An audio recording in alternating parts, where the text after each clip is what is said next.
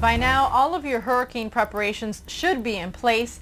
There are a lot of misconceptions and myths about hurricanes and preparations, and we wanted to share some of them with you. The better informed you are, the safer you'll be. Leanne Morejon joins us now with that story. All right, Leanne, so taping your windows to prevent them from breaking during a hurricane, I've got to say, is true because I saw a lot of my neighbors growing up doing it. Actually, Belkis, that is not true. Taping your windows like this is virtually worthless when it comes to protecting your home during a storm. Your best bet is to use something like these metal shutters or plywood to cover your windows, and that will definitely keep your home protected when a storm threatens. Now, there are a lot of other misconceptions and myths when it comes to hurricanes and for storm preparations, so I've decided to debunk the most popular hurricane myths for you. And make sure you pay attention because believing these falsities could cost you time, your money, and even your life. Hurricane myths. You've heard them muttered among friends and neighbors.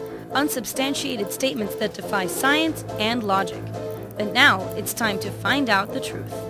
Hurricanes only come between the official season of June 1st to November 30th. Untrue. Tropical Storm Anna happened in April 2003. Hurricane Lily happened in late December 1984.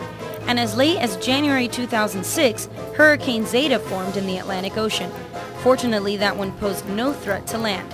So don't be fooled. You could get hit by a storm before or after the official season. I don't need to worry about what will happen after the storm. That's what FEMA and local government are for. While local and federal government will do everything it can to assist residents in need after a storm, you should expect to go without help for at least 72 hours after a storm. Workers will be clearing roads for emergency vehicle access and assessing infrastructure during this time. Only after this is done can FEMA and local government assist the individual needs of citizens. Stock up on food, medicines, and water, enough to last you at least up to 72 hours after a storm hits. Why should I prepare my home? When the big one comes, everything will be destroyed anyway. It is true that hurricanes are capable of destroying even the sturdiest of structures. However, taking some basic precautions will greatly reduce the amount of damage your home will sustain. Pictures of neighborhoods devastated by hurricanes will often show a house in good condition while a neighbor's lies in pieces. The extensive damage could have been prevented if the owners of the house would have taken precautions such as shuttering windows and bringing in lawn furniture. It's as simple as that. I'm going to open the windows on the side opposite the wind so the difference in pressure doesn't explode my house. The best way to keep your home safe is to keep the wind out completely. Studies have shown that an open window can even increase the damage done by wind. When a hurricane threatens, please keep your home sealed tight. The storm surge is only going to be 15 or 20 feet at worst, and my condo is on the upper floor. I'm riding the storm out there. This practice, known as vertical evacuation, is a very bad idea. Wind speeds increase the higher up you go, so you'll be evacuating to a more perilous place. In addition, the high winds and water will make getting help to you nearly impossible after a storm passes. We get high winds during summer thunderstorms. A hurricane can't be much worse. While summer storms can produce high wind gusts, the winds in a major hurricane can be twice, even 3 times as fast as the winds in an average thunderstorm. Plus, hurricanes can sustain high winds for hours. A Category 2 hurricane with wind speeds of 96 to 110 miles per hour can do considerable damage to roots and topple trees. It is safe to go outside during the eye of the hurricane. It is absolutely not safe to go outside during the eye of the hurricane. There's no way to know how long the light winds will last. Strong winds will return very quickly from the opposite direction.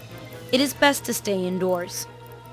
I don't need an evacuation plan. When the emergency order comes, I'm heading to an emergency shelter. Shelters are designated safe places to ride out a hurricane, but they should be used as a last resort.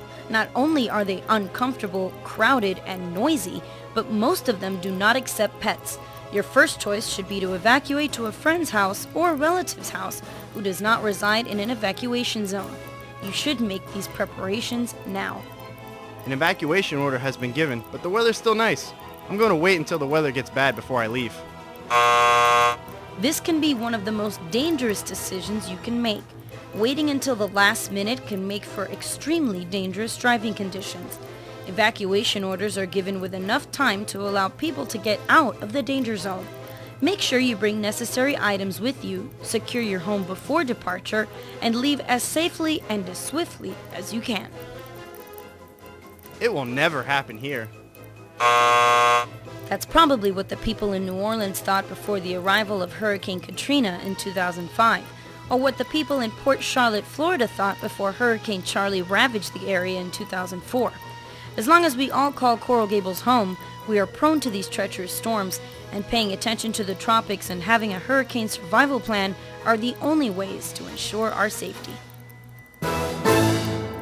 And for any information regarding storm preparations and for updates when a storm does threaten, the city has many opportunities for you to stay informed. You can definitely visit www.coralgables.com for the most current information regarding storm preparations.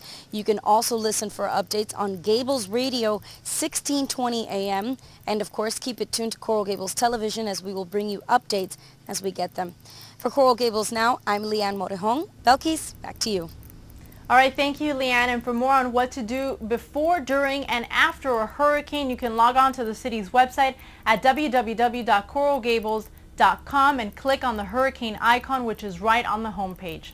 Well, I hope you enjoyed this edition of Coral Gables Now. Thanks for watching Coral Gables Television, and until next time, have a safe summer.